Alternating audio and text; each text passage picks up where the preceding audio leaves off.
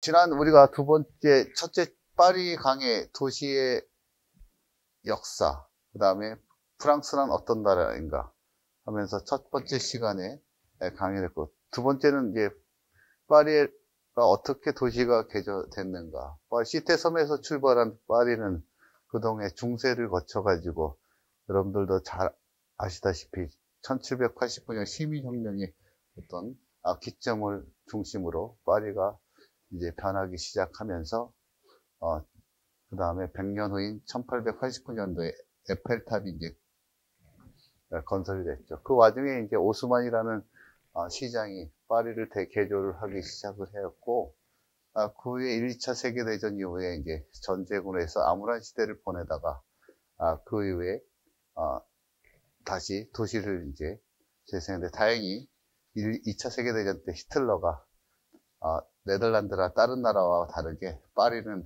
한 번밖에 안 오고 그렇게 공습을 대단히 폭격을 안 했기 때문에 파리가 지금까지 아름다운 도시로서 남아있게 되는 거죠.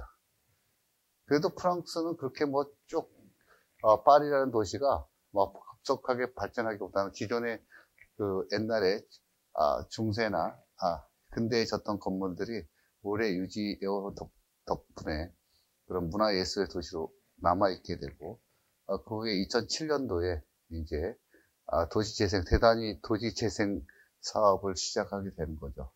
일본이 2001년도 고이즈미 총리가 도시재생 계획을 선언한 이후에 2020년까지 약 700개의 프로젝트를 해서 현재의 도쿄를 만들었다면, 현재의 파리의 도시는 2007년부터 그런 도시재생 계획을 시작해서 만들었죠. 최근에는 2030에서 일드 프랑스 프로젝트 해가지고 파리뿐만 아니라 파리 전체 주변의 도시 계획을 다시 세워서 쾌적한 파리, 지속 가능한 파리를 지금 만들고 있습니다. 오늘은 여러분들이 오늘의 강의는 파리의 주요 명소입니다. 여러분들 늘 여행을 많이 다니시면 파리를 많이 다니실 텐데, 과연 우리가 어떤 곳을 가는지 또 한번 저보다 더 많이 아시는 분도 계시겠지만 같이 살펴보는 시간을 갖도록 하겠습니다. 제가 요새 챗GPT 저보다 훨씬 잘생겼는데, 하여튼 AI의 힘이 이렇습니다. 제가 파리를 그린 이창민이라고 제가 제목을 정해서 어저께 제가 챗GPT에 야 너무 통통하다 나왔는데, 하여튼 에펠탑과 파리 하면 상징하는 게 센강과 몽마르트 언덕이겠죠. 그 대표하는. 그래서 여러분들이 파리를 한번 영상을 보면서 어떤 느낌인지 파리라는 도시가 한번 보겠습니다.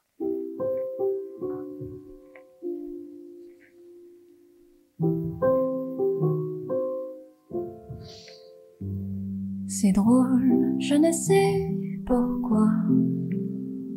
Ça me fait toujours penser à toi. Pour plein d'autres gens, c'est la magie, l'amour, les baguettes, Paris. Toujours au même endroit, comme si c'était hier, je te vois.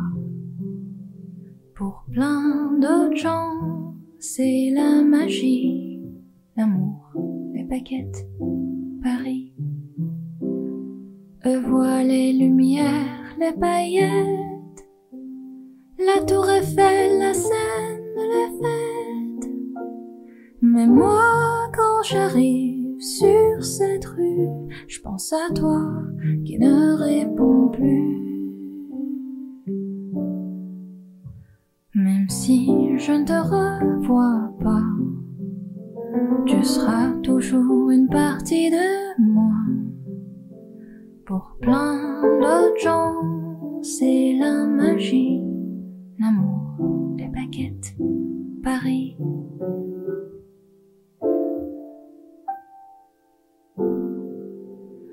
Les fous rires sur ces marches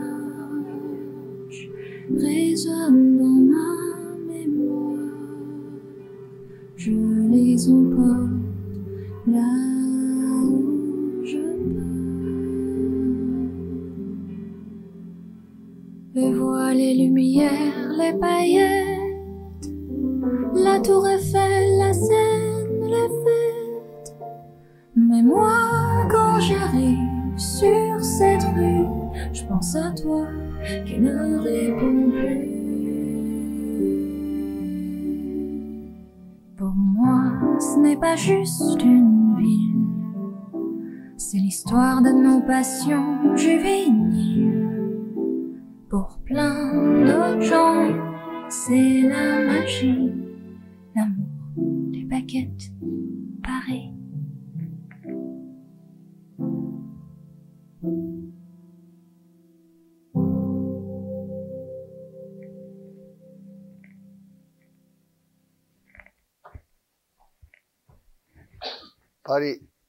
파리 다 다녀오신 겁니다. 어떻습니까? 파리 커피 한 잔 마시면서. 네? 이거 한국의 그 젊은 가수고 여자 가수가 부른 겁니다. 사랑이고 뭐 파리 바게트, 바게트 뒤에서 파리 바게트를. 그래서 여러분 나중에 올려드릴게요. 영상 노래 괜찮죠? 어떻습니까? 괜찮으세요? 예, 차분하면서도 파리를 잘 나타낸 동영상이라 제가 제일 좋아하는 동영상입니다. 그래서 파리의 주요 랜드마크는 제 책에도 소개가 되어 있겠지만 여러분들이 항상 어디를 가면 제가 제일 중요시하는 게 지도잖아요. 지도, 그죠? 막 다니면 거기가 거기 같고 유럽 도시가 그래요. 항상 머릿속에다가 가시기 전에 지도를 항상 이 지도는 5유로밖에 안 됩니다. 이 지도회사하고 저하고는 아무 상업적인 관계가 없다는 걸 말씀드리면서 이 지도를 한번 보시면서 나중에 여러분 여행을 다니면 좋을 것 같은데 그거를 좀 이렇게 옮겨와서 제가 직접 그려봤습니다. 그래서 여러분들이 보시면 주로 센강을 중심으로 아까 말씀드렸듯이 센강이 이렇게 흐르고 있습니다. 그래서 가운데 센터에 루브르 박물관이 있고 샹젤리제 거리 있고 에뚜알 개선문이 이쪽에 있습니다.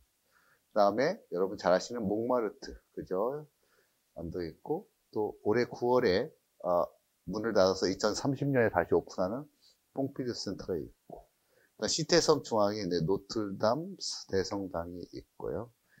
그 남쪽에 이제 빵테옹, 우리 같은 현충원 같은데 있고 제일 높은 몽마르스 타워, 늑상부르 아름다운 정원이 있는 늑상부르 정원. 지난주에 랜드마크 때 소개했던 리브보시 쪽에 강의 왼쪽에 있는 프랑스 독립동인가지라든지 옛날에 보르도나 프랑스의 와인을 운송해서 보관한 베르스빌라즈 지역에 지금은 도시 재생을 해서 상당히 예쁜 레스토랑도 있고 편집샵도 있고 그 다음에 옛날에는 이게 마레지구를 르비라고 그랬죠. 르비 있는 마레지구. 예, 최근에 가장 젊은이들이 많이 가는 거죠. 우리 같은 홍대 같은 부티크 샵도 있고 맛있는 레스토랑도 있고 뭐 피카소 미술관도 있고 그런 지역을 이렇게 있습니다. 요 지역이 이제 여러분들이 주로 요 정도만 이렇게 아셔도 프랑스의 이 대표적인 관광지를 가셨다고 볼 수 있죠. 그래서 첫 번째, 파리 하면 뭐죠? 역시 일본이 루브르 박물관이겠죠. 네? 첫 번째, 루브르 박물관 너무 여러분들이 많이 다녀오셨죠. 한 번 가가지고는 사실 이 루브르 박물관을 알 수 있다는 건 사실 되게 힘든 것 같아요. 너무나 방대하고 약 46만 점의 박물관인데 저는 그래서 이제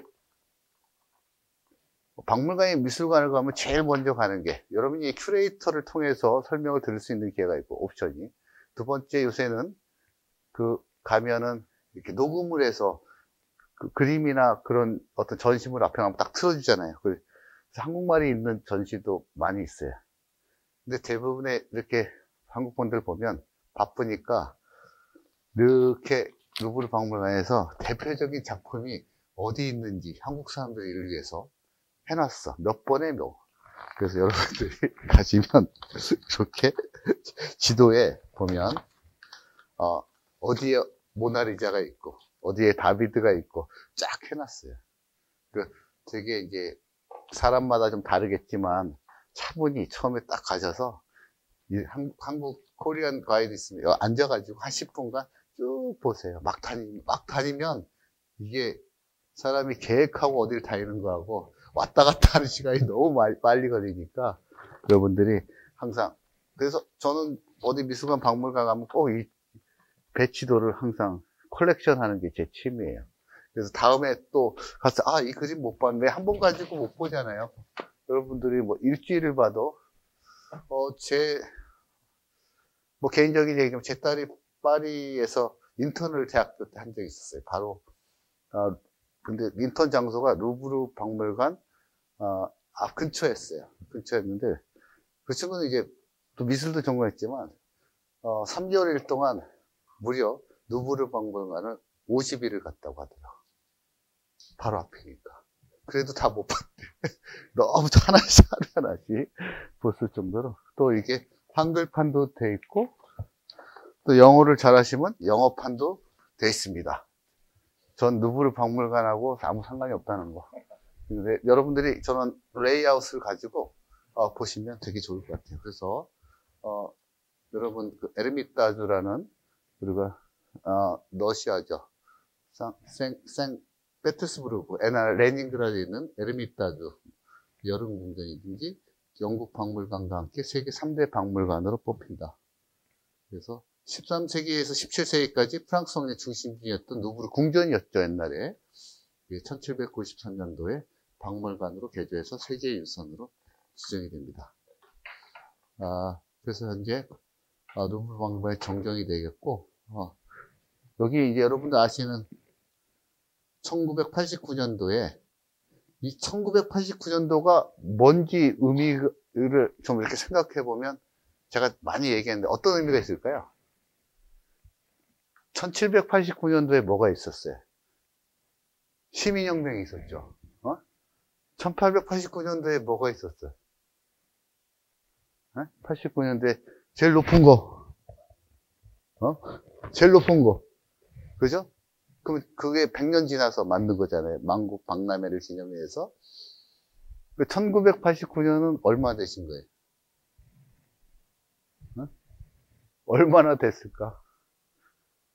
200년 된 거잖아요. 시민혁명의 100년 뒤가 에펠탑을 만들었고, 그 다음 200년 되는데 뭔가 하나 만들어야 되는데, 그래서 200주년을 맞이해서 루브르에 이게 옛날에 왕궁인데, 엔트런스 게이트가 너무 복잡한 거야. 그러다 보니까 공모전을 한 거죠.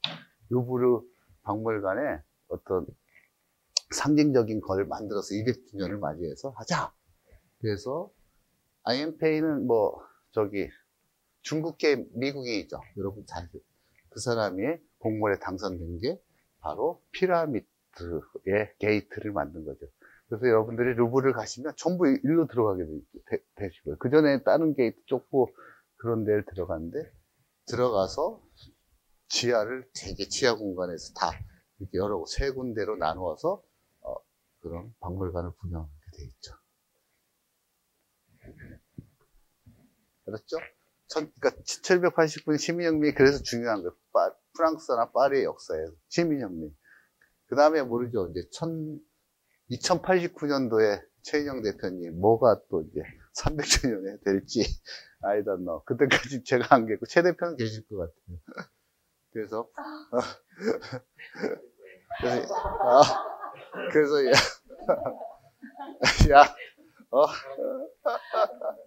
이만여 평에 그리고 세 개 동입니다. 실리관, 드논관, 리셜관. 제가 나눠드린 그 레이아웃에 그렇게 표시가 되어 있습니다. 그래서 약 8개 전시관이고요. 이집트, 고대, 근동, 그리스와 에트루리아, 로마, 이슬람, 조각 전시관, 작품 전시관, 그리고 해야관, 파나 소묘관 이렇게 있습니다. 나폴레옹 시절 이후 지구상 가장 많은 소장품을 보장하고 있으며 약 47만 점. 대부분 식민지에서 주세요 그러진 않았겠죠. 그죠? 내놔. 그래서 가져온 작품입니다. 그래서 아까 설명드렸듯이 이 루브르의 피라미드는 중국계 미국인 리오밍페이의 작품이고 1983년부터 1989년이다. 프랑스 혁명 200주년을 기념하기 위해서 만들었다. 다음에 가신 피라미드, 이게 200주년에서 만들었구나 하는 걸 보시고, 약 673개의 유리를 들어가서 이제 내부가 이렇게 돼 있죠. 그죠? 빛이 반사되게. 그래서 여러분들, 내가 오늘 미술 아트에 대한 전문가가 아니기 때문에, 여기 윤희 대표님처럼 아트에 조예가 깊으신 분도 있지만, 저는, 우리가 대부분 보는 게 모나리잖아요. 그죠? 그 다음에 밀로의 피너스, 그 다음에 신발 나이키가 컨닝한 사무르케 니케, 그죠? 그 다음 민중을 이끄는 자유의 여신, 황제 나폴레옹 1세 대관식. 항상 가면 봐야 되는 거, 맞죠? 네? 네. 그래서, 그럼 모나리자라는 걸 여러분들, 그 사진 찍기 너무 어렵대요. 사람 많아가지고, 그죠? 딱 앞에서 사진 찍은 사람 손 들어보세요. 있어? 그래. 하여튼, 근데 항상 가면 사람이 많더라고. 작년에도 가면. 그래서 대부분, 멀리서 보고 가야지. 몸싸움을 해야지, 이 문화를 볼 수 있는데, 그럼 사실, 여러분, 르네상스의 3대 천재 미술가 누구겠어요? 라파엘로, 미켈란젤로, 그 다음에 레오나르도 다빈치. 그죠? 피렌체를 베이스로 한. 근데 이 그림은 또 어떻게 왔느냐, 그러면 이분이. 당시에 이제 그 프랑스와 1세라는 프랑스의 왕이 이태리를 침공했을 때, 상당히 그 이태리 피렌체의 유명한 천재죠. 레오나르도 다빈치의 그림이 너무 좋은 거예요. 그래서 프랑스와 1세는 당시에 이태리 그 화가들을 많이 프랑스로 불러가지고, 그런 작품 전시회도 하고 했어요. 그래서 그때 가져온 작품입니다. 프랑스와 1세가 가져온 작품이라고 하고, 근데 그 당시는 이제 보면, 회장님, 그 당시는 여성들이 요새 보면은 피부과를 많이 다니시잖아요. 그죠? 윤희 대표님. 많이 다니잖아. 그죠? 그래서 상당히 미인들이 많은데, 당시에는 가만 보면 모나리자에 여기에 눈썹이 없잖아요. 그죠? 당시에는 눈썹이 없는 게 미인이거든요. 그 여성들은 다 면도하는 거죠. 없는 거예요, 미인이. 당시에. 그 당시. 르네상스 시대에서는. 그래서 모나리자도 역시, 이 작품 1500년대 초에 그렸다고 합니다. 하는데, 그래서 라고 하고, 두 번째로 이런 게 여러분들 이제, 밀로의 이제 비너스가 되겠죠. 그 다음에 또 니케. 그리스 사람들은 이 전쟁에서 이기면 역사적으로 보면 승리의 여신인데 여자가 이 날개가 있잖아요. 날개. 그죠? 대부분 그리스는 이제 승리의 여신을 날개가 있는 걸 상징을 한다고 합니다. 그래서 가시면 이 날개가 있죠. 그죠? 날개가 있고, 여기 이제 가시면 가보신 분 있지만 이게 떨어졌는데 손이 이렇게 왼쪽에 전시가 또 돼 있죠. 손 하나가, 그죠? 손 하나가 전시가 돼 있고, 됐습니다. 이 세 개, 꼭 시험 보는 거 아니에요. 대표적인 걸 제가 설명하다 보니까. 그 다음에 이제 다비드죠. 다비드가 그린 황제 나폴레옹 1세의 대관식. 그죠? 교황이 앉아있고, 그 다음에 나폴레옹이 자기 부인한테 씌워주는 장면. 그죠? 제가 이제 사진을 찍다가 너무 커서 잘랐어. 그래서 이제 당시에 다비드라는 사람이 이렇게 되게 사실적으로 표현했는데, 다비드가 또 그린 게 나폴레옹을 위해서 그림을 좀 많이 그려줬어요. 왜냐하면, 다비드가 감옥에 있을 때 나폴레옹이 좀 도와줘서, 이렇게 구출해줘가지고, 그 인연으로 다비드가 됐는데, 여러분들, 우리 제일 많이 나오는 나폴레옹 사진이 뭐 있죠? 말 타고 알프스를 넘는 장면이 있잖아요. 네? 그 그림이 아마 내가 알기로 2개인데, 하나는 오스트리아, 비엔나에 있고, 벨베데레 궁전에 하나 있고, 하나는 저쪽에, 어디야, 우리, 베르사유 궁전에 있는 걸로 알고 있습니다. 그래서 다음에, 벨베데레에 있는, 다비드가 그린 나폴레옹이 알프스를 넘는 사진을 제가 가서 찍은 사진을 다음 주에 다다음 주 정도 보여드릴 수 있을 것 같습니다. 그 다음에 이제 민족을 이끄는 자유의 여신. 이 그림도 이제 그러면 시민혁명과 맞물려서 많이 이제 나오죠. 그래서 이 작가는 아마 들루크루아인가? 아마 그럴 겁니다. 그래서 이거 말고도 여러분 제일 유명한 거 있죠. 메소포타미아 문명을 처음에 일으켰던 그때 함무라비라고 법전이라고 그저 돌에다가 까만 돌에다가 이렇게 새긴 거 기억나세요? 까만 돌 함무라비 법전 기억나시죠? 이철 대표님 안 가봐서 모르겠어요. 함무라비 법전 보신 분 루브르 가서 회장님 보셨을 것 같은데 함무라비 법전 우리가 쉽게 얘기해서 뉴실 대표님 왼수지간이야. 눈에는 눈, 이에는 이.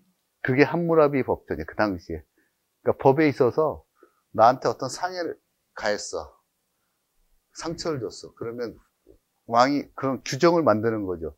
또 그런 그 동일한 상해를 동해형법이라고 하는데 전문적으로 똑같은 상해를 주는 거야. 제가 한 대 쳤어. 너도 한 대 맞아야 돼. 그게 함무라비 법전이잖아요. 가장 유명한 그 눈에는 눈, 이에는 이. 오늘 여기서는 내가 이제 이 박물관 큐레이터가 아니기 때문에 하여튼 그것도 여기 있어요. 여러분들이 가서 보시면 이 말고도 엄청난 많은 그림과 회화와 조각들이 많죠. 루브르 박물관이 여러분들 가시면 저는 박물관이나 나중에 이제 설명을 드리겠지만 미술관을 여러분들 가실 때 꼭 오전에 가시라고 이 설명 좀 드려요. 오전이 일찍 제일 한적하고 느낌이 되게 좋거든요. 8시 반이나 9시. 왜냐면 대부분 여러분들 여행을 하시다 보면 좀 힘들잖아요. 오후에 밥 먹고 무슨 그러다 보면 미술관 박물관은 좀 집중해서 봐야 되는데 한 2시간보다 야 가자 이렇게 된단 말이에요. 좀 좋아하는 미술관 박물관은 가급적 스케줄을 잡을 때 장순영 대표님 오전에 잡아주세요. 오전에. 네. 그래야 사람들이 집중. 아니 여행사를 하시니까 그게 이제 제가 이제 다녀보니까 그런 것 같아요. 그다음에 이제 그 루브르 박물관하고 콩코드 광장 사이에 상당히 넓은 띨르리 정원이 있죠. 파리 중앙에 시민들의 휴식처 같은데, 그죠? 우리 같으면 강북의 용산 시민공원 정도 그렇게 크진 않지만, 그래서 길이가 1km, 넓이가 100m 이상 정원. 이 안에 이제 오랑주리 미술관이 있죠. 옛날에 오랑주리라는 데는 원래 궁전이었어요. 조그만 궁전을 갖다가지고 그래서 미술관으로 만든 건데, 여기도 이제 카트린 드메디시스라는 왕비가 궁원의 정원을 만든 것이죠. 왜냐면 루브르가 옛날에 왕궁이었으니까 왕궁의 정원을 왕비가 만든 정원이다. 그 다음에 가시면 좀 지리적인 개념을 설명하면 개선문이 이쪽에 있고요.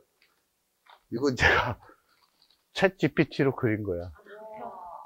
찔리리 이거를 이 거리를 좀 어떻게 좀 설명을 좀 드려야겠는데 내가 그릴 수 있는 시간이 없고 그래서 챗 GPT한테 개선문서부터 찔리리 정원까지의 저 대강 조용한 거를 한번 그려봐. 그래서 이렇게 그린 겁니다.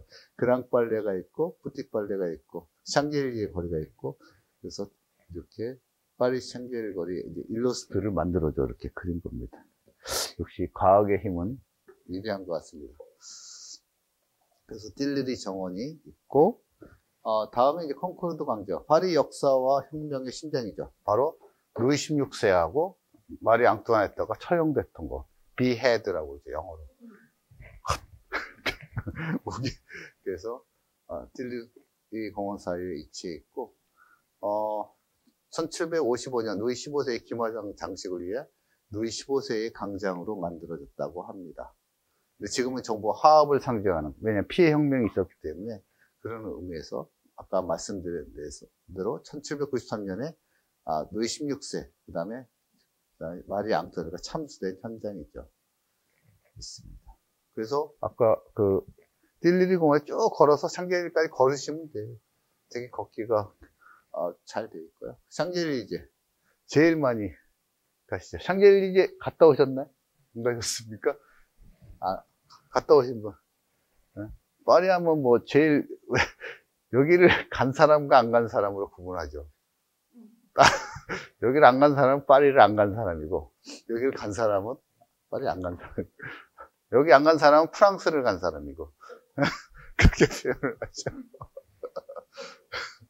그래서 약 2km입니다. 여기서부터 여기까지 2km인데 여기 이 개선문 위에 올라가서 찍은 사진이죠.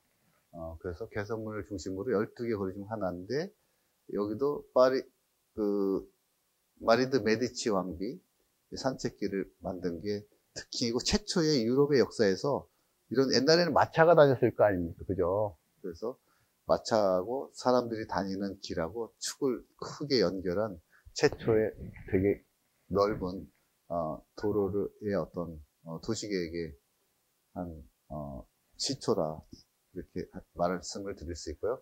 밤이 되면 가로수에서 치는 작은 전구로 거리가 연출되고 상당히 많은 부티크샵이 샤넬이나 여러분 루이비통이라든지 또 여기 앉아서 군데군데 커피도 한 잔 마시며 사람들 지나가면서 그러면서 이 지역은 또 우리 광화문처럼 데모를 제일 많이 하는 지역이에요. 파리에서 데모하면 다 여기 와서 우리 시청처럼 이게 데모를 하고요. 그래서 요 거리죠, 그죠? 약 2km. 샹젤리제 거리입니다. 이 개성문이 이렇게 있고 사람들 대부분 여기 와서 사진을 많이 찍죠. 여기서 찰칵 가운데에서 그죠? 많이 찍습니다. 자, 이게 어딘가요? 윤희 대표님. 누구세요? 쿠사마야. 루이비통 제가 지나가니까 이걸 하고 있더라고요. 그래서 완전히 하나의 건물을 전부 다 쿠사마야의 건물을 루이비통의 매장을 이런 매장도 있고 샤넬 매장도 있고 있습니다. 그 다음에 개성문이 있죠. 다음에는 높이 51m 여기서부터 여기까지 넓이 45m. 그래서 나폴레옹 1세가 1806년도에 당시에 이제 당시 그쪽에 국가적인 형세를 보면 왼쪽에는 영국이 있고 오른쪽에는 프로이센 지금 독일하고 러시아가 있었어요. 그래가지고 프랑스는 중간에서 있었고 그래서 영국하고도 상당히 전쟁을 해야 되고 오른쪽에는 프로이센하고 러시아하고 전쟁하는 그런 형세에 있었어요.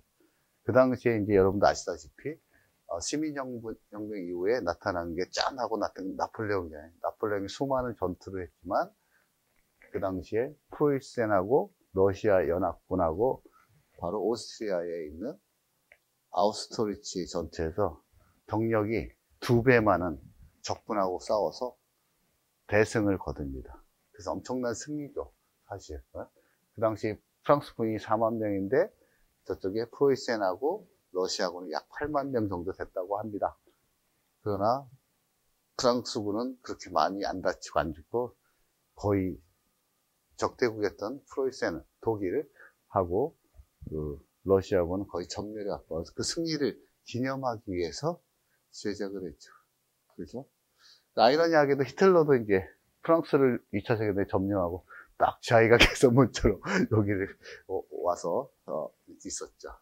그래서 이제 이 광장을 중심으로 12개의 도로가 뻗은 모습이 별 모양을 연상시켜 프랑스어로 별을 따는 게 에뚜알이라고 한다고 합니다. 저는 불어 여기 좀 하시는 분, 우리 신부사님 불어 좀 하니, 회장님 불어 좀 하시지 않아요? 네? 봉주르 뭐 이런 거. 그래서 에뚜알이라고 부르고, 그래서 저는 갈 때마다 여기 올라가요. 이 입구가 이쪽에 있어요. 이쪽에. 혹시 가시게 되면, 이쪽에서 지하로 들어가서 여기 들어갈 수 있어요. 들어가는 데가 없어요. 여러분들. 아마 들어가는 길을 못 찾아서 안 갈 거예요. 야, 가지 말자 그럴 거예요. 맞죠, 장소영 대표님? 아니, 진짜, 아니, 왜냐면 여기가 이제 차가 빡빡 달리고 있거든요. 그래서 건널 수가 없어요, 여기가. 그러니까 제가 알려드리는 거예요. 가시려면 여기 이쪽에서 지하에 들어가야 이렇게 올 수 있으니까. 거기까지 가진 않아. 찍고 가자. 그래서, 근데 올라가시면 나폴레옹 시대의 128건의 전투의 명칭이 새겨져 있고, 그 다음에 이제 전산 58명의 장군 이름이 새겨져 있습니다.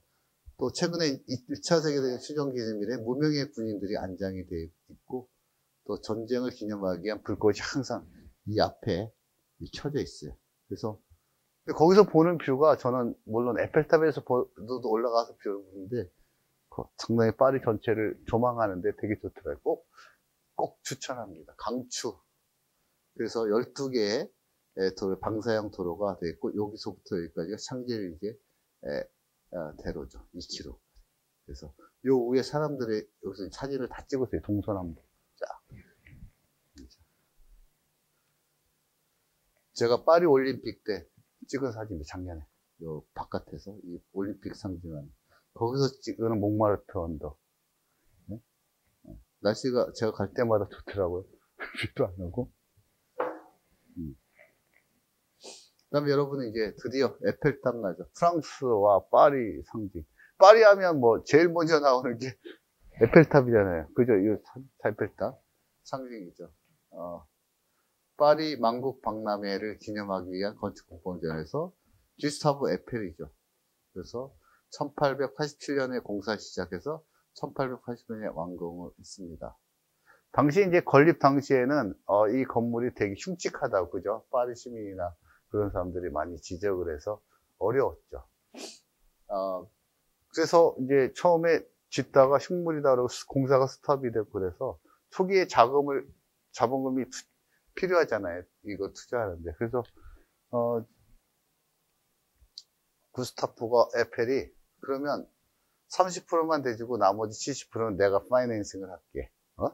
그래서 구스타프 에펠이 제 엔지니어가 자기가 파이낸싱해서 대신 반대 20년간인가요? 운영권을 나한테 줘라. 근데 그렇게 해서 공사가 완공이 됐는데 불과 3년 만에 돈을 다 뽑았어. 1년에 100만 명 이상씩 오니까 입장료 수익이. 그래서 성공한 사례입니다. 입장료를 해서. 그래서 건립 당시에 많은 목파상도 반대하는 시민과 유명해서 많았는데, 나중에 선풍적인 인기가 들었죠. 그래서 1920년대 뉴욕 크라이슬러 빌딩이 들어서 약 40년간 세계 최고의 높이의 건축물이 있습니다. 그래서 매 시각 정각부터 약 5분간 2만 개의 전구가 반창이죠. 잘 못 맞출 거예요. 그 반짝반짝하는 거. 그 반짝반짝하는 동영상을 원하시면 제가 보내드릴 수 있습니다. 우리 윤희 대표님하고 그때 파리 갔을 때 한번 뵀는데, 그걸 못 찍어서 제가 보내드린 적 있죠. 보내주라고 그래서. 그래서 몇 시간에. 그래서 높이가 324m, 1, 2층과 꼭대기로 이루어졌고, 2층에 미슐랭 스타 젤베린 레스토랑도 있고 선물 가게 등이 있습니다. 또 꼭대기엔 전망대, 샴페인바에 구스타프 에펠 사무실이 복원되어 있습니다. 여기는 이제 그게 아무래도 세니까 녹슬잖아요. 그래서 7년마다 한 번씩 도색 작업을 한다고 합니다. 그래서 뭐 파리 가시면 또 아까 말씀드린 샹젤리제 거리를 안 갔거나 에펠탑을 안 올라가면 프랑스를 간 거지 파리를 안 간 거다. 그렇게 얘기를 사람들이 합니다. 제가 얘기하는 게 아니고. 그러니까 그런 파리에 여러분들이 주요 명소나 이런 데 가시려면 파리도 적어도 파리 시내에서 5일 이상은 이렇게 계셔야 이렇게 어느 정도 보실 수 있고, 최소 5일. 최소 5일. 에펠탑 2층에서 바라본 전경이고요.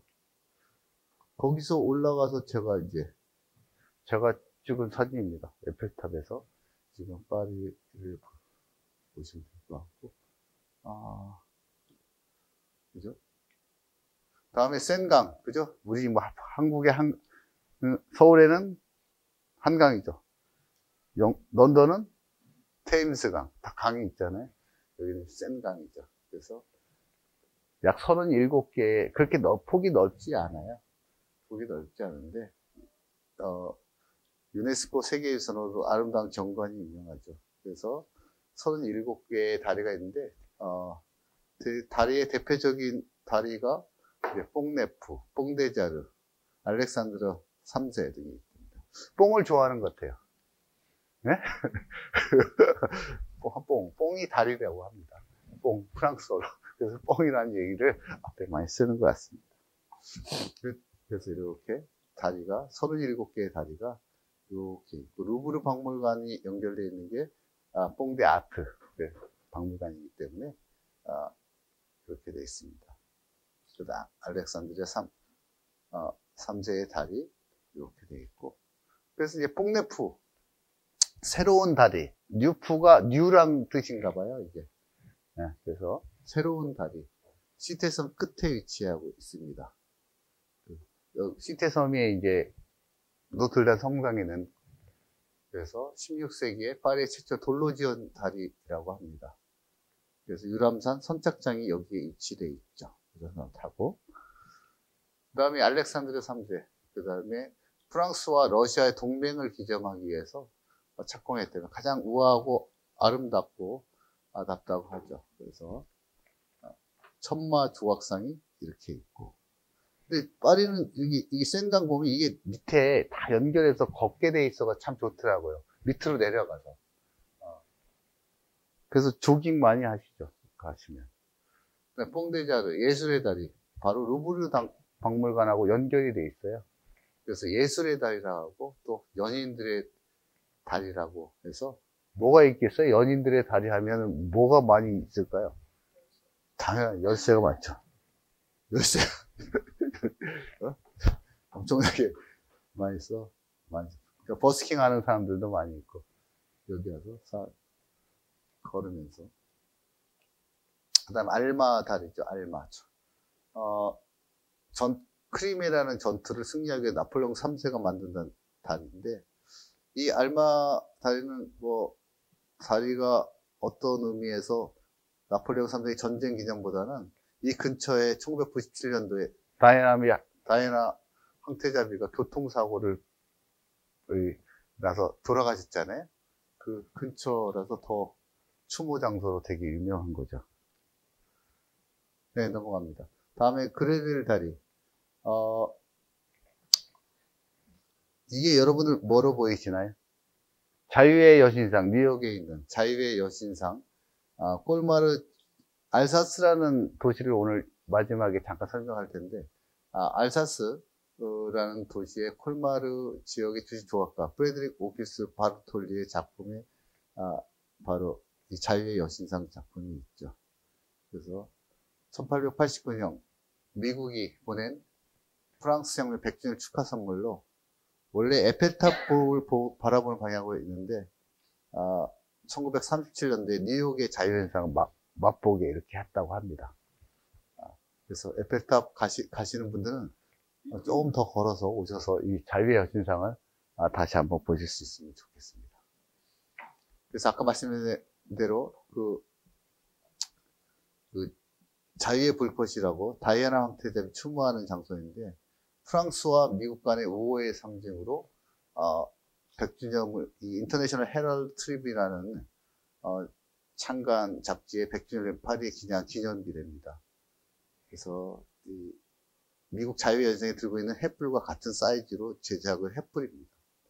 근데 헤롯 백화점, 런던 헤롯 백화점 오너의 아들이었던 도디 알파에드하고 그런 다이애나하고 연인 사이를 취재하기 위한 파파라치 기자들을 피해서 달아나다 교통사고로 안타깝게 목숨을 잃은 장소이기도 합니다, 이 장소. 그 다음에 이제 파리의 가장 아름다운 장소, 그 다음에 레미제를 볼 수 없던 빅토르 위고의 어떤 추억의 장소라고 하죠. 그래서 말에는 원래 늪이라는 뜻이죠. 늪의 지역인데, 원래 18세기까지는 말씀드렸죠. 루브르가 되게 궁전이었잖아요. 그럼 왕이 살았죠. 그러면 왕이 살면 신하들도 살아야 될 거 아니에요. 영의정도 살아야 되고 자의정도 살아야 될 거 아닙니까? 그런 분들이 다 여기 말의 지역에 위치하게 살았죠, 옛날에. 그 이후에 이제 시민혁명이 이후에 이제 다 없어졌잖아요. 쫓겨나고 귀족들도, 그죠? 그 다음에 노동자와 수공업부의 거주지가 되었고, 20세기 초에는 유태인들이 거주구역이 번성했죠. 왜냐면 유태인들이 되게 그런 사업도 많이 하고 그런 걸 많이 해요. 수공예품도 많이 하고 금은보석도 많이 취급하니까. 그래서 그 당시에 귀족들은 대부분 남쪽 그 생제르맹 쪽으로 많이 이동을 하게 되었습니다. 역사적으로. 그래서 편집샵, 공방, 부티크숍, 예술 아티잔들의 명소로 역사적으로 건축의 명소가 되게 많이 있습니다. 그래서 이거는 말씀드렸듯이 1750년대 오스만 시장이 도시 재생의 원조 사업을 제일 처음으로 했던 게 바로 마레지구입니다. 그래서 현재도 프랑스 정부 법에서 문화유산법으로 현재 보존되고 있습니다. 그 마레지구에 어떤 게 있을까 한번 보시죠. 이 마레지구의 골목길, 되게 좁은 골목길의 모습이죠. 기억나시죠? 네. 그래서 이제 제일 대표적인 게 파리시청, 그죠? 1870년대 파리 코미테 화재로 전소되었지만 1882년도에 봉헌됐죠. 상당히 이 앞에 광장이 있고요. 사람들이, 시민들이 많이 쉴 수 있는 공간들이 있죠. 또 내부에 들어가면 많은 예술품들이 있습니다. 그래서 우리나라처럼 그 시청 앞에는 다채로운 문화예술 행사가 항상 1년 내내 열리고 있습니다. 두 번째, 피카소 미술관이 있습니다. 피카소 하면 어디 있어야 돼요, 그분이? 스페인에 계속 있어야 되잖아요. 미술관이 두 개죠. 바르셀로나 가시면 피카소 미술관이 있지만, 여기도 가면, 피카소는, 스페인 출신 화가지만, 여기 마레지구에 피카소 미술관이 있습니다. 그래서 거기 가시면 피카소의 작품도 볼 수 있지만, 생전에 썼던 어떤 일기라든지, 그런 소품들이 있어서, 읽을 수가 없어요. 그런 게 있습니다. 그래서, 피카소가 1973년도에 돌아가셨는데, 그 유산이 프랑스 정부에 기속되었다가, 현재 1985년 17세기 전 샬라 호텔에 미술관이 들은 거죠. 원래는 호텔을 갖다가 미술관으로 이렇게 바꿔서, 피카소 작품을, 이렇게 볼 수 있게끔 미술관으로 만들었습니다. 가시면 이런, 제가 사진을 잘 못 찍어서 구도를 잘 못 찍어. 피카소 그림 같죠? 그 다음에 베아시베 백화점인데, 가장 마레지구 시청 오른쪽 코너에 두면, 여기 젊은 사람들이 많이 가는 백화점이에요. 우리 명품 그런 게 아니라, 약간 캐주얼한 젊은 사람들이 가는 패션 잡화, 화장품, 주방용까지 다양한 브랜드가 이점에 있습니다. 바로 마레지구 입구에 들어가 있죠. 근데 보주광장, 가장 아름다운 공원 중에 하나죠. 빅토르 위고의 레미제라블을 썼던 위고의 생가가 있는 공원이에요. 그래서 1605년부터 1612년 앙리 4세에 의해 르네상스 스타일로 건립이 되었고, 파리에서 가장 오래된 공장입니다.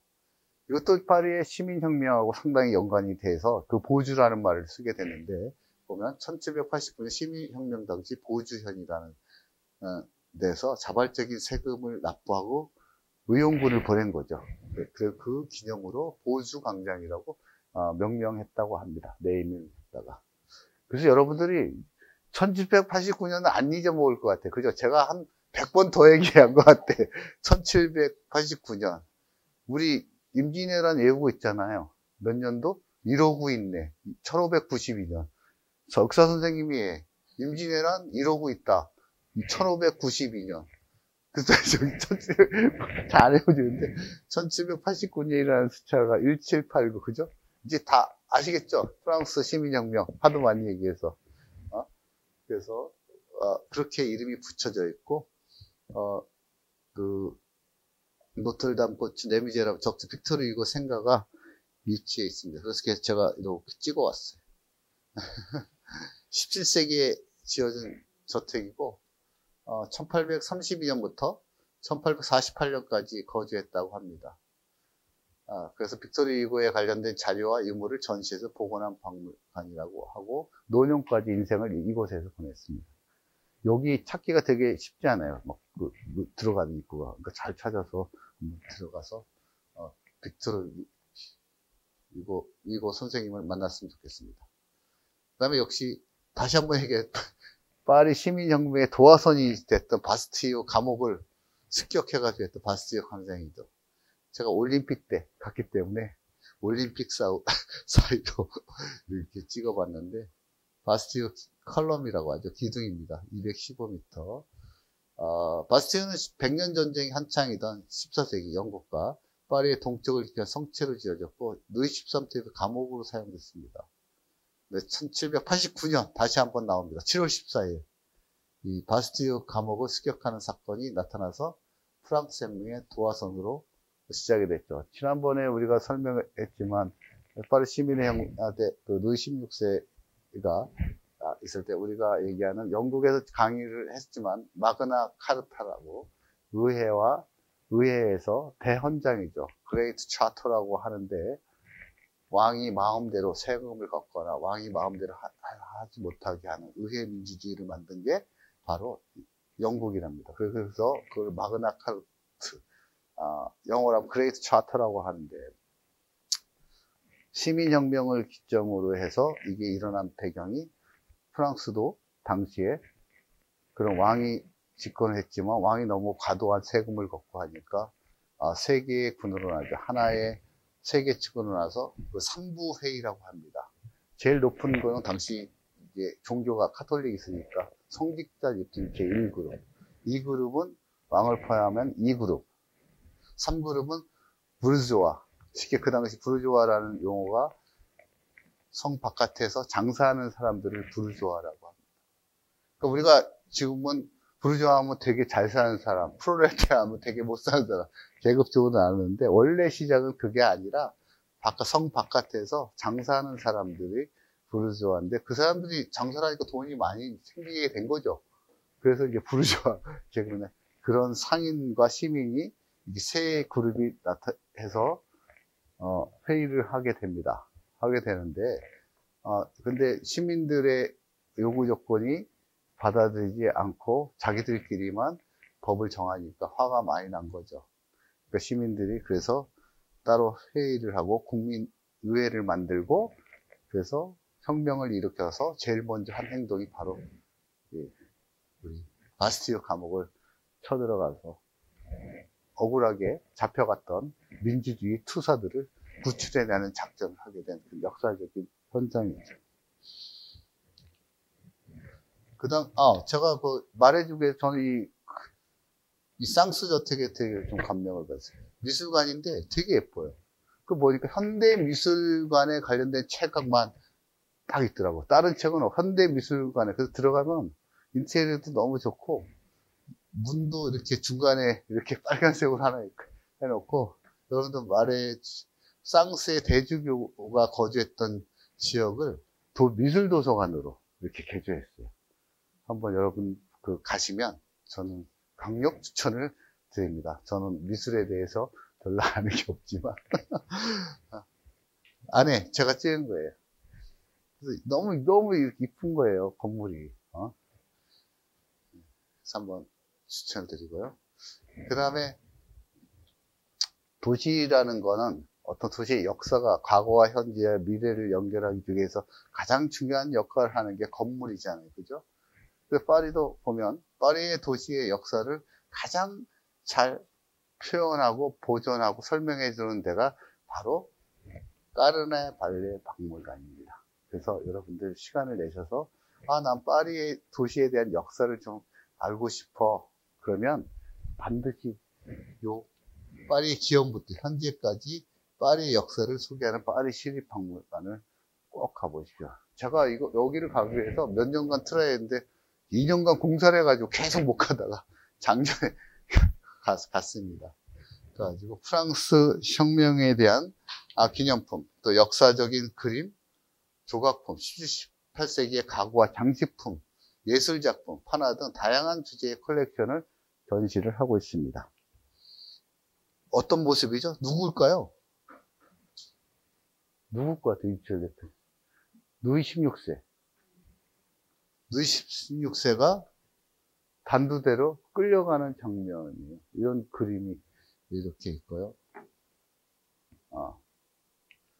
이건 누굴까요? 그의 부인 마리 앙뚜아네트가 꽁시에르 궁에 갇혔다가 이제 단두대로 끌려가는 장면입니다. 마리 앙뚜아네트. 그런 그림들을 여러분들이 거기 가면 볼 수가 있어요. 그래서 그 다음에, 르빌라주 생폴인데, 크지 않습니다. 되게 조그만 골목 안에 다양한 미술관, 골동품과의 편집샵, 여러 레스토랑과 바가 어울려있는 조그만 단지예요. 그래서, 이렇게, 이게 다 샵이거든요. 그래서 좁은 길가에 패션 부티 갤러리 아티크숍, 서점들이 아기자기하게 여러분들이 볼 수 있는 데입니다. 생자크탑은 후기 고딕 양식으로 지은 상징적인 어떤 탑인데, 그때 이제 프랑스 혁명을 거치면서 좀 파괴돼서 이게 높은 탑이에요. 뭐 특별한 의미는 이렇게 부여하고 있지 않다고 합니다. 피에르 가르덴. 제가 고등학교인가 대학 때 피에르 가르덴 가면 되게 좋은데, 피에르 가르덴 아나 그때 그랬던 것 같아, 제 기억. 지금은 피에르 가르덴 가면 약간 좀 이렇게 루이비통 샤이였는데, 그 피에르 가르덴의 박물관이 또 거기 있어요. 가보셨나요? 안 가보셨어요? 거기 있어요, 말해주고. 들어가서 한 100m 가면 우측에. 그래서 여러분 60년대 아이코닉한 디자이너들이 마네킹 함께 사진으로 전시되어 있다 할 수 있습니다. 그 다음에 그 외에 다양한 인터넷 찾으면 맛집도 있고 편집샵 이런 곳이 되게 아기자기하게 많이 있습니다. 그래서 말해주고에 아마 여러분들 대부분 시간을 많이 보내실 것 같고, 그 다음에 이제 근대 미술의 성지, 그죠? 예술가들의 언덕, 몽마르트죠. 순례자의 언덕이라고 해서, 몽은, 그죠? 언덕이라고 하고, 마르트는 순례자라고 합니다. 그래서 130m 높이에 이제 파리 시내에서 한눈에 조망. 그래서 파리 하면은 진짜 아까 말씀드렸듯이, 샹젤리제. 샹젤리제. 그 다음에 에펠탑, 생강, 그죠? 그 다음에 몽마르트. 이 네 개가 대표적인 거죠. 사실 여러분들이 가시면. 그래서 1860년대부터 파리시에서 편입되었고, 물가가 저렴하고, 카바레, 선술집, 유흥가들이 많아서, 화가는 배고프잖아요. 그죠? 그런 예술가들이 거기에서 우리가 인상파나 입체파의 발상지로 했고, 파리 예술가 언덕으로 불립니다. 그래서 그 당시에 유명했던 로트레크나 시전 발라동, 반센트 반고우, 피카소 등 세계적인 예술가들이 이쪽에 와서 많은 예술 작품의 활동을 했습니다. 그래서 또 이 몽마르트의 명성 포도원도 되게 유명했어요, 당시에. 그래서 크진 않지만 약 500병 정도의 와인을 생산하기도 했습니다. 그 다음에 신성한 마음이라는 뜻을 가진 하얀색 건물, 그죠? 그걸 사크레키르 대성당이라고 합니다. 그래서 당시에 프로이센과의 전쟁 패배와 포리금의 대학살을 겪은 프랑스에 일어난 불운을 없애자고자 시민들이 돈을 모아서 도네이션 해가지고 만들어진 게 샤크레키르 대성당입니다. 그래서 입구에 잔데르크와 루이 9세의 청동상이 이렇게 있습니다. 제가 그 앞에서 코르크 양식으로 카페에 지나가는 차를 내가 좀 찍어봤습니다. 그래서 가시면 역시 많은 미술가들이 활동했더라서 그런 아기자기한 그런 아틀리에 같은 미술관들이 많이 있고요. 가장 또 여러분들이 가시면 그려주잖아요. 그죠? 그 광장. 테르트르 광장입니다. 이 장소는 원래 지금 그림을 그렸지만 당시에는 의식주사의 처형 장소예요. 처형 장소인데, 작은 언덕이라고 해서 테르트르라고라는 이름을 붙였다고 합니다.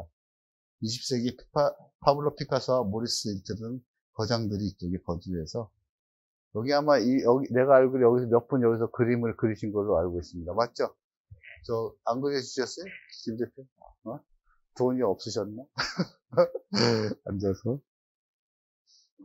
그다음 매정들, 인상파 화가들의 선술집이죠. 화가들이 이제 여기 와서, 몽마르트를 대표하는 화가 위틀리로 사도 주택을 카페로 개조해가지고, 하는데, 여기에서 제일 맛있는 건 커피도 좋은데, 양파 수프가, 오니언 수프이 되게 맛있어요.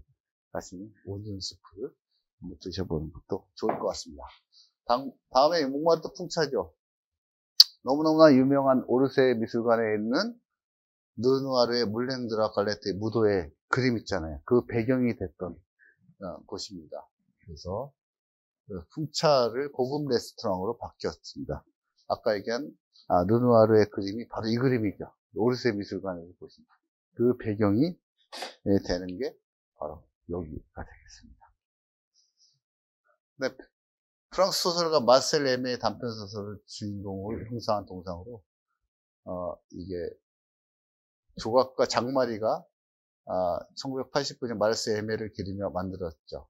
벽으로 드나드는 남자. 상당히 그러니까 이 소설의 내용이 그런 거예요. 하여튼 밤에 어떤 옆으로 공간 이동을 하면서 다니는 공간인데 상당히 이렇게 벽에다가 조각을 해놨어요. 사랑의 벽. 전 세계 300개의 언어가 있습니다. 우리 한국어도 있죠. 여기 가면 그죠? 사랑해라고 내가 어디 잘 안 보이는데 그래서 프랑스 예술가 패트릭 바롱이 다양한 국적, 인종의 외국인들을 말아 그들의 언어로 사랑해라는 벽을 만들어가지고 냈습니다. 그래서 약 612장의 타일을 이용해서 벽을 구성했다고 합니다. 그다음 그랑빨레, 대형 전시장이자 박물관. 그다음에 샤넬에서 제일 항상 그 패션쇼 같은 걸 제일 많이 하는 데죠, 여기서. 그랑드 팔레스, 파리 89에 위치했고, 대형 미술 전시장이자 박물관입니다. 1900년 파리 만국 박람회를 위해 지어졌고, 석조, 철골, 유리, 이렇게 돔 형태의 지붕예관이고, 샤넬에서 레디 투 웨어, 오투 꾸트르시오의 무대고, 복원 사업도 샤넬에서 전액 다 지원해가지고 했습니다.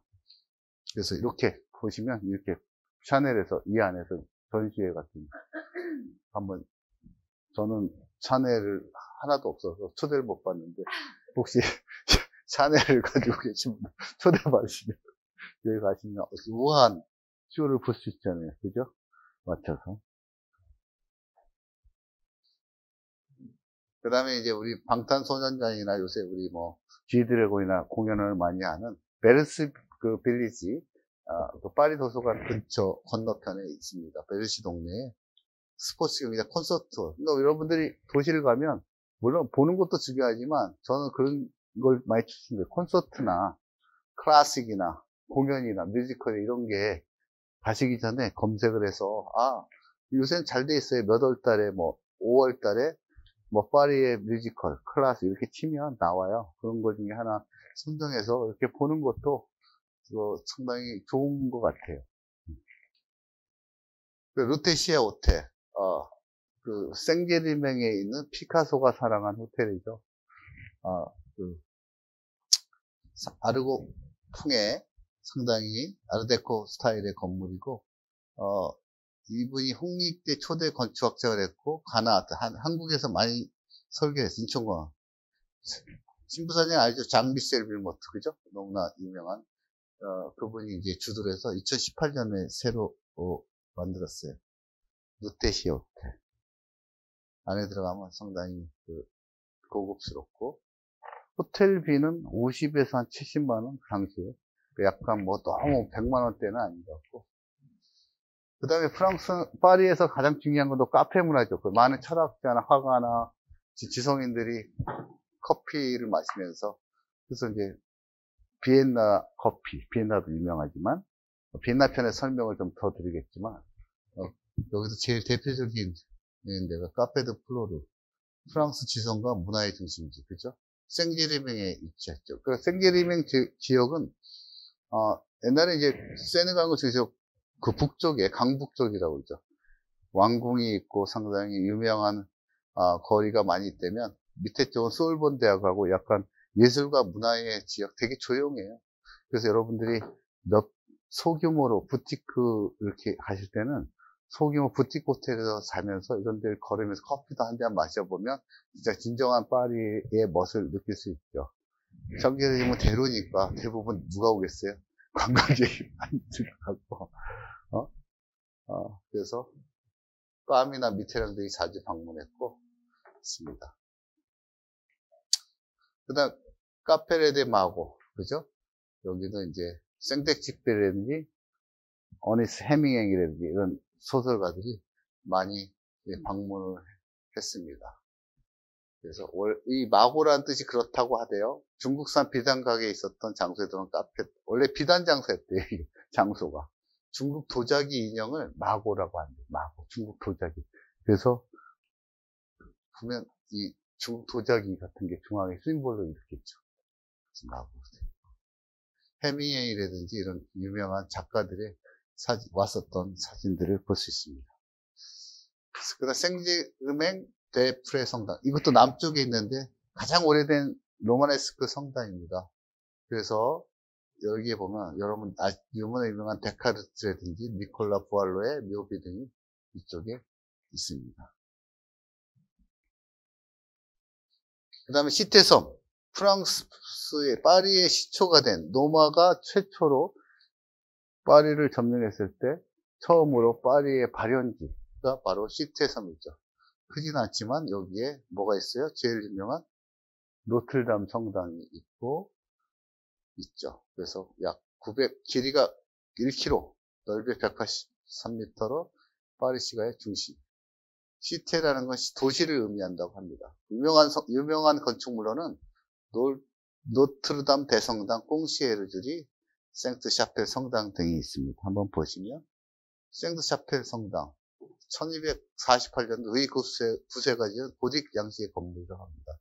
가장 큰 특징은 역시 콘스탄티노플 황제에게 선물받은 예수의 가시면류관과 십자가를 조각을 보관 중인데 성당 내부의 스테인글라스가 특징입니다. 그래서 두 군데로 나눠져요. 그 예배 보는 데가 2층은 왕족이나 귀족들이 좀 보는 데고 1층은 왕중에 이제 근무하는 사람들이 미사를 보는 곳인데 2층에서 본 너무나 가보신 분, 들어가 보신 분 없으세요? 없어요? 김정은 대표님 안 모시고 갔어요, 여기? 안 가보셨어? 너무 멋있어요. 한번 시간 내서 2층에서 제가 찍은 사진이에요. 아름답죠? 응? 아름답죠? 그 다음 꽁시에르 최고 재판소의 일부였어요. 여기는 꽁시에르 주리 필리프 4세가 이제 궁전에 감옥으로 사용했고 망뚜아네트를 포함해서 죄수들이 투옥돼서 단두대에 처형되게 여기에 있었던 장소입니다. 그래서 지난번 프랑스 개막전 때 파리 올림픽 개막전 여러분 보셨을 때 여기서 연기 막 나고 하는 거 보셨죠? 바로 여기입니다. 꽁시에르 주리.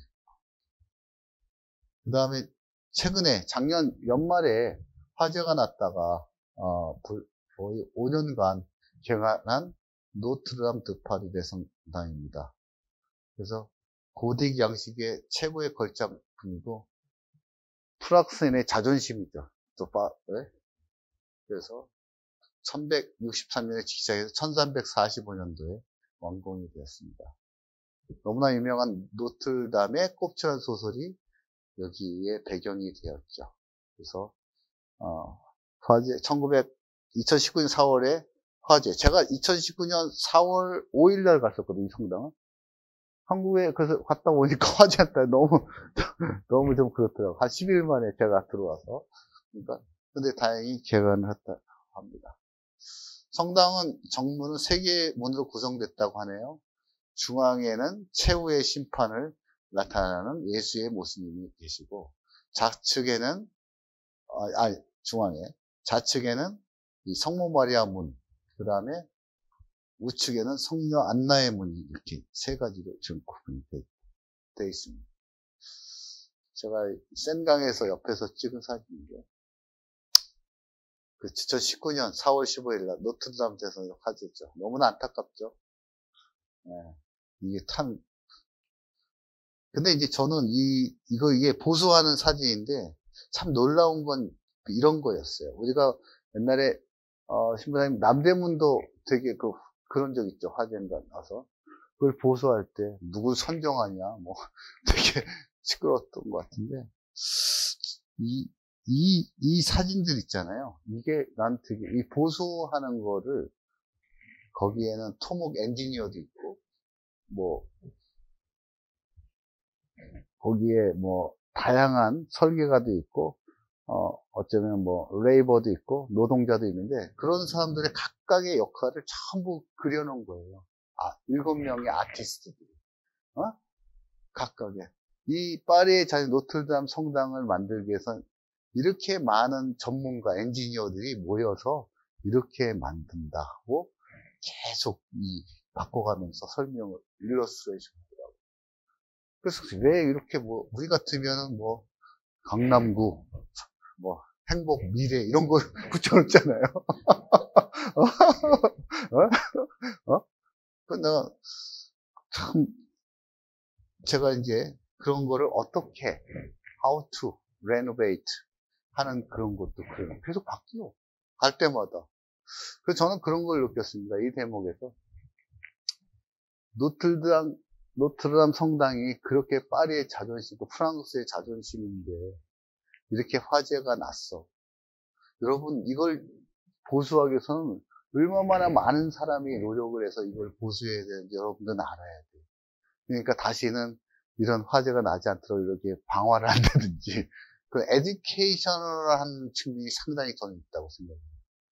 그래서, 너무나 이걸 보면서, 상당히 느낌이 강했어. 이런 일곱 아티스트들이 이걸 누가 각각의 역할에 대해서 아주 세부적으로 디스크립션을 하고 또 그런 공사에 대한 과정을 계속 바꾸고 그런데 홈페이지도 제가 들어가 봤죠.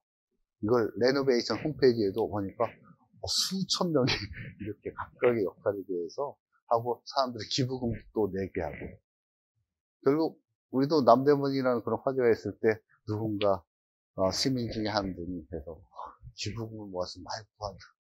근데 정부에서 문화체육부에서 누구를 한명하냐 그 사람이 또 뭐 목공 출신이냐 아니냐 그런 거 따지고 막 그랬던 내가 기억이 나서 상당히 안타까운데 그런 점에서 어떤 성당을 이렇게 레노베이션 재공사하면서 이런 공사하는 과정을 설명하는 게 상당히 저는 되게 좋았던 것 같습니다. 그 다음에 이게 영화 보셨나요? 제가 추천해 드린 영화? 안 보셨어요? 제가 비포 시리즈를 추천해 드렸는데, 비포 선라이즈, 비포 선셋, 비포 미드나잇.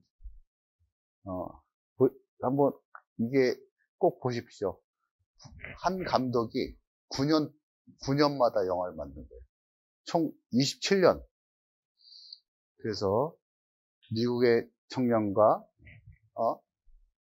프랑스 처녀가 만나는 기찻가에서 만나서 우연히 오스트리아 비엔나에서 하룻밤을 사랑을 만든 영화가 바로 비포 선라이즈 해가 뜨기 전까지 사랑을 하는 장면 그리고 만나기로 했는데 못 만났어. 언제 몇 월 며칠 근데 우연히 이 남자가 이제 유명한 소설가가 돼서 바로 이 서점에서 출판 기념회 같은 걸 하면서 우연히 이 여자 지나가면서 보게 돼서 만든 게 영화고요. 그게 비포 선셋이고 그 이후에 이제 결혼을 각각 했었는데 여자분이 이혼해서 아이가 둘 있는데 그 이후에 같이 여생을 같이 보게 되는 비포 미드나잇. 그래서 똑같은 배우를 9년마다 이게 97년도에 제가 생각이 나요. 9년 플러스 하면 2006년. 그죠? 그다음 2015년. 그런데 한번 이렇게 두 분이 연애했던 감정으로 한번 이렇게 극적인 육교에서 만났던 개포동 육교에서 만났던 걸 기억하면서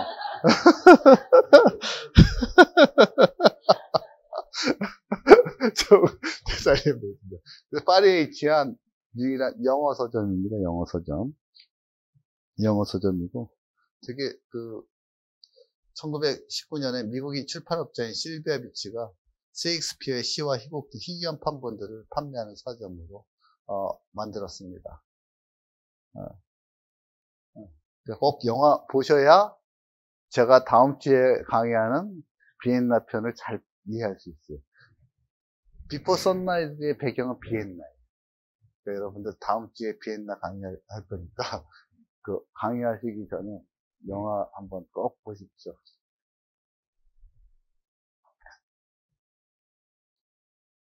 그때 영화의 장면들 우연히 만난 거죠. 다음에 이 오랑유리 미술관. 오렌지 나무를 만드는 온실에서 미술관으로 한 거죠. 그래서 클로드 모네, 폴 세잔, 앙리 파티스, 파블로 피카소, 모델리아지, 르누아르, 후기 인상주의 화가의 회화 작품으로 구성되어 있고, 수련이라는 작품 있잖아요. 그게 1차 세계대전에 1914년도에 끝나고 평화를 상징하는 그림으로 그걸 그린 거예요.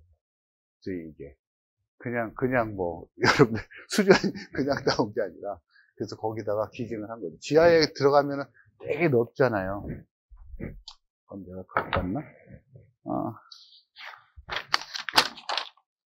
이건 아닌데 제가 안 가져왔나 봐.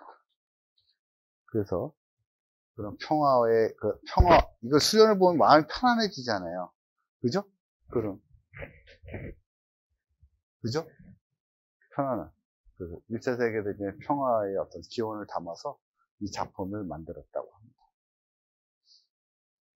뭐 피카소 작품도 있고요. 다음에 이제 그 파리 인근에 여러분 가보시면 그 아트 하시는 분들 꼭 가시죠. 그죠?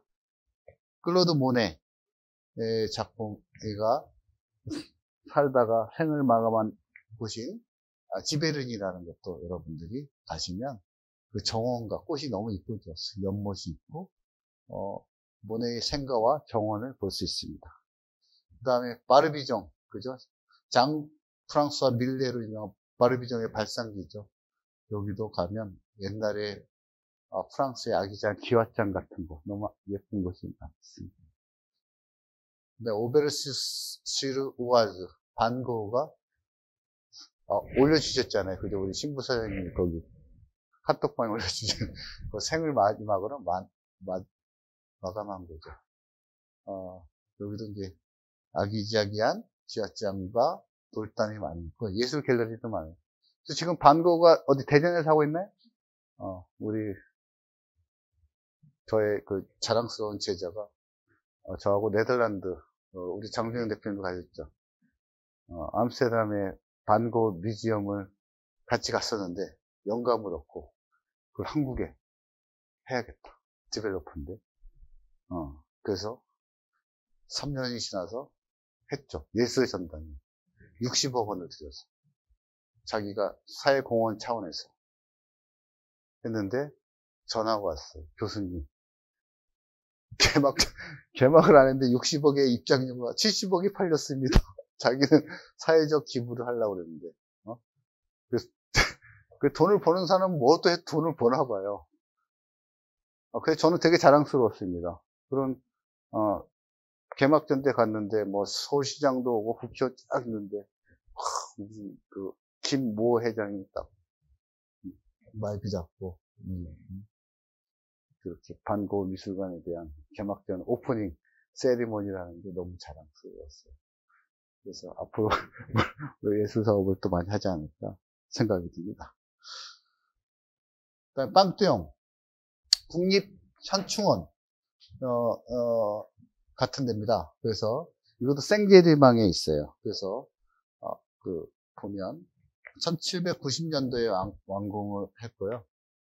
여기 빅토르 휴고, 에밀 졸다, 앙드레 망로 등 묘지가 안착이 되어 있습니다. 현충원은 저기 다른 데고 여기 옛날에 프랑스 위대한 인물도 앵발리드가 앵발리드가 좀 이따 쓰면 앵발리라는 나폴레옹이 묻었던 것이 이제 현충원이고 여기는 프랑스 위대한 인물들을 추모하기 위한 전당입니다.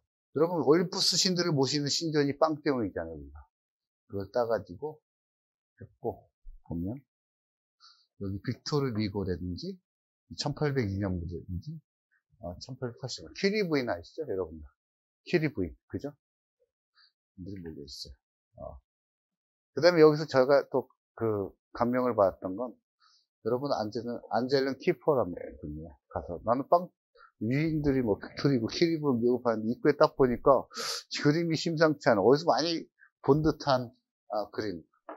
너무나 유명한 사람이 독일의 미술가이자 조각가죠. 그죠? 여러분들이 많이 보시잖아요.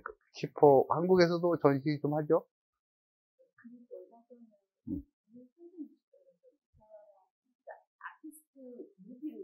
아, 그렇구나. 예. 그래서 여러분들이 이 키포라는 작품을 정말 제대로 보시려면 밀라노를 가셔야 돼요. 밀라노에 가시면 밀라노 북부의 타이어 회사, 옛날에 행커라는 그런 자동차 바퀴 회사인데 어마어마한 그런 이 창고 공장은 키포를 위한 전시회를 몇천 평을 쫙 알았어. 그래서 혹시 밀라노를 가시면 이 안젤라 키포의 작품을 볼 수 있는 곳이 있다. 자동차의 타이어 공장을 재생해서 전용으로 만드는데, 이분은 독일 사람이잖아요. 근데 상당히 그림이 어때요? 되게 좀 고뇌요. 애고니, 좀 우울하고 뭔가 고난을 오버컴 하는 작품. 왜냐하면 이 사람이 그려낸 그런 작품들은 다 세계대전, 1, 2차 세계대전을 배경으로 만들었기 때문에 이 또한 그림이 그런 겁니다. 1차 세계대전에 남녀의 경의를 표하는 작품 시리즈 6개 쇼케이스를 딱 들어가니까 뭐 작품 그냥 지나가는데 딱 보니까 너무나 유명한 안젤라 작품이 6개가 딱 있는 센터에. 오, 그래서 상당히 여러분들이 가시면 이런 작품들, 그 당시 자전거, 못 쓰는 자전거, 불타는 이런 책자들, 그래서 여러분들이 가시덩굴 같은 작품을 볼 수 있습니다. 그래서 빵테옹, 남쪽을 가셔야 볼 수 있습니다. 북쪽에는 없으니까 남쪽을 가시면 한번 보시면 좋겠습니다. 그 다음에 최고층 빌딩이죠. 우리는 뭐 롯데 월드 타워가 550m가 있는데 몽마르트 타워 초고층 서민 빌딩이 있고 1970년이 완공되어 있습니다. 그래서 올라가시면 여기도 전망대 역할을 좀 할 수가 있고요. 다음에 백화점, 또 여성분들이 많으니까 너무나 유명한 백화점, 갈레리 라파에트 백화점이죠. 1893년에 테오빌 바테르와 알포스 칸이 라파에트 거리의 문을 연 작은 옷가게에서 시작을 했습니다. 현재는 전 세계 60개의 지점이 있고 약 7만 5천 개의 브랜드가 입점이 있고 여성관, 남성관, 매점관. 저도 들어가면 어디가 출구인지 모를 정도로 되게 근데 저는 이제 이 백화점의 여성관이 제일 커요. 그리고 그 7층의 옥상에 파리 시내를 뷰를 볼 수 있는 뷰가 있습니다. 1층에 되게 맛있는 그 중국의 만두 뭐라고 그러죠? 딤섬 집이 되게 저는 맛있어서 가끔 딤섬 먹으러 갈레리 라파에트, 파리의 대표 백화점이라고 할 수 있습니다. 북쪽에 있습니다. 안에 들어가면 이렇게 아름답게 혹시 부사님 들어가 보셨나요? 안 가보셨어요? 네. 여성분들이 좀 많이 가시죠.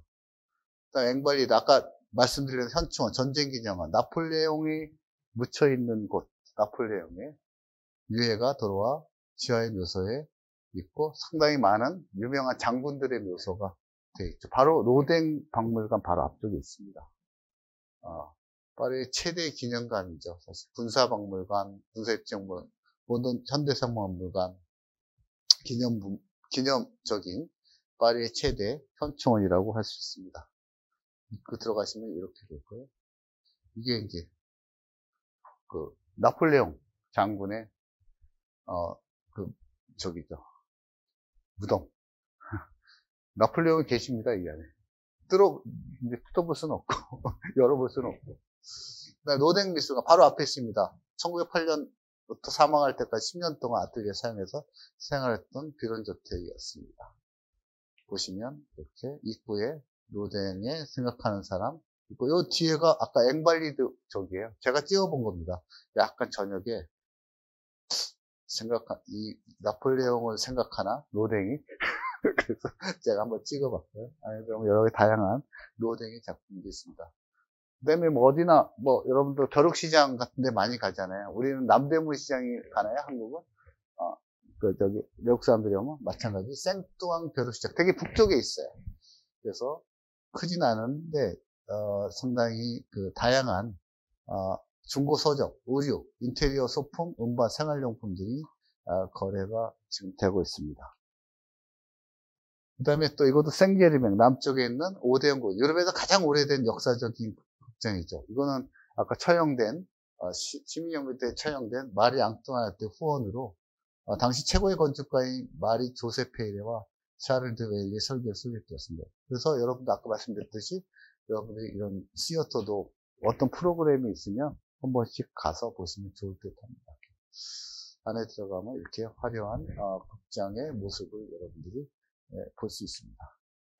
닉상브르 정원, 아름다운 파리 정원, 이것도 생제림이고 1612년도에 남편 앙리 4세가 이제 돌아가셔서 그 마린도 드 메디치, 이분은 사실 그 저기예요. 피렌체에 메디치 가문 있죠?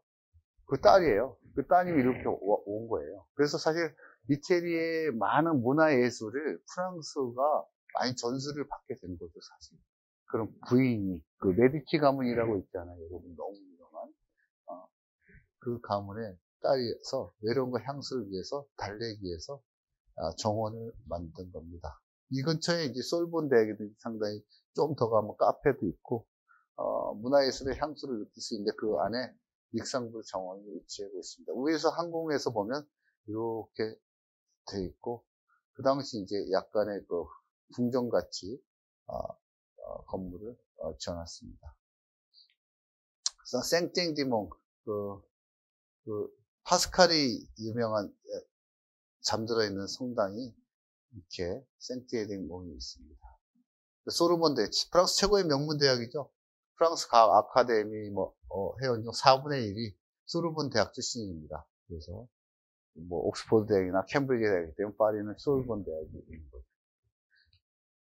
빨레루이아, 프랑스 문화 행정의 중심지라고 하는 역할을 할 수 있는 빨레루이아도 있습니다. 이건 루브르 박물관 반대 건너서 가면 여러분들이 볼 수가 있는데, 이것도 아름다운 상점, 레스토랑, 갤러리, 다양한 아케이드 시설을 갖추고 있고, 또 프랑스의 대표적인 국가 정보의 조달청이라든지 건물들이 여기 있습니다.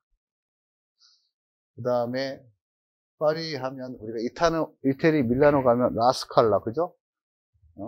극장이 있다면 파리에는 오페르 가르니에 극장이 있죠. 신바로크 양식의 오페라 극장입니다. 그래서 윌헬름 텔, 타이스, 돈카르스 다양한 오페라를 공연하고 있고, 또 오페라만 하는 게 아니라 약 발레 공연도 많이 하고 있더라고요. 그래서 화려한 바로크 양식의 내부의 공연장 볼 수 있습니다. 그다음에 역시 베르사유 궁전, 그죠? 이건 파리 시내는 아니지만, 그죠? 좀 떨어져서 루이 13세가 사냥을 위해서 만든 별장인데, 1601년부터 1678년 그 대대적인 정치에 현재 왕궁의 모습을 갖췄고, 1789년대에 왕실이 여기 있다가 파리 시내로 갈 때까지 프랑스의 절대 왕정의 표본이었던 궁전입니다. 그래서 한 번에 2만 명이 수용 가능하다고 합니다. 그래서 오스트리아 심부르 궁전, 독일의 바이에른 림펜부르 궁전 등 유럽 내 다른 궁전들이 이걸 보고 똑같이 비슷하게 진 거죠. 그래서 길이 73m, 폭 10점, 높이 10m, 국제 평화의 방, 정원을 향한 17개의 거대한 거울을 맞이하고 있죠. 그 다음에 유리의 방이라고 하죠. 그래서 반대쪽은 350개의 개별 거울을 설치해서 화려함을 더 빛나게 했던 말입니다. 그 다음에 아이들이 좋아할 수 있는 추천 장소는 역시 디즈니랜드겠죠. 그죠? 그래서 세계 4위의 테마파크로 선정이 됐답니다. 그래서 지난 파사주라는 걸 설명해, 비가 오고 할 때 파리의 시내에 여러 가지 상점들이 있는 걸 파사주라고 하는데, 혹시 기회가 되시면, 제가 가끔 가는 장소인데, 포파사주라는 공간이 있어요. 아름다운 통로인데, 레스토랑하고 베이커리가 이렇게 모여 있어요. 되게. 그래서, 2018년, 최근에 만들었죠. 그래서 당시 수도원 양식 건물부터 현대적인 20세기 건물까지 다양한 건축물이 4세기에 걸쳐서 역사를 한꺼번에 둘러볼 수 있습니다. 안에 보면 레스토랑하고 베이커리, 다양한 샵들이 이렇게 위치해 있고요. 그 다음에 여기까지 이제 저희가 파리의 주요 명소들을 설명을 드렸고, 이거는 제가 보너스로 설명을 드립니다. 파리 가시면 2시간 기차를 타시고 2시간 걸립니다. It takes 2 hours. 기차 타시면 돼요. 2시간은 아르랑 파리의 동쪽에 위치한 알사스라는 동화 마을이 있어요. 그래서 여러분들이 제가 이제 이거를 어저께인가 이걸 한번 넣어봤어요. 그 푸티 프랑스 하면 가장 아름다운 편인데, 알사스 지역은 파리에서 동쪽으로 2시간 가니까 이쪽이 스위스입니다. 그리고 스위스에서 가셔도 스위스 시리에서 2시간. 스위스 가신 분들은 거기 가셔도 되고. 그래서 보면 대표적인 도시가 이제 알사스라는 지역은 여러분들이 와인으로 많이 알고 있기도 해요. 약간 화이트 와인으로. 그래서 와인 하면 보르도, 뭐 버건디, 론, 샹파니 북쪽에. 근데 이 한쪽이 알사스라고 볼 수 있고, 대표적인 도시가 이제 스트라스부르크라고 콜마른 도시. 그다음에 이게 와이너리 지역입니다. 설명을 드리면, 먼저 알사스는 와인으로 되게 유명해서 스트라스부르크, 콜마르, 에키심이라는 도시로 이렇게 설명을 드릴 수 있고, 원래 이제 그 발음이 독일하고 프랑스하고 되게 왔다 갔다 해요. 알폰스 도테의 마지막 수업이라는 여러분들이 책에서 보면 바로 여기죠. 배경. 왜냐하면 한 번은 독일이었다가 한 번 프랑스였다가 역사적으로 보면 프랑스를 지배를 받던 30년 동안 독일 제국의 갈등이 있어서 19세기에 독일 제국이 합병이 됩니다. 그 이후에 프랑스에 다시 합병이 돼요. 그 다음에 2차 세계대전에 다시 독일이 돼요. 그러니까 내 국적이 프랑스였다가 독일이었다가 프랑스였다가 독일이었다가. 그래서 2차 세계대전 이후에 프랑스예요. 소유예요. 그래서 지금도 많은 단어들이 독일어 로 많이 돼 있습니다. 그쪽에 대표적인 도시가 스트라스부르크, 동화 같은 마을인데, 중세시대의 제분업자들이 살던 곳입니다. 그 좁은 조약돌 끝인데, 중세 건축 유적이 그대로 남아있죠. 그 다음에 거기도 우리가 파리에 노트암 성당이 있지만, 거기도 스트라스부르크에 노트암 성당이 있어서 140m, 전 세계 가장 높은 교회 중 하나고, 11세기 스테인스 글라스 창문, 16세기의 세인트 판크러스 재단. 가면 되게 압도적입니다. 규모가 커서 이런 걸 여러분들이 볼 수 있고.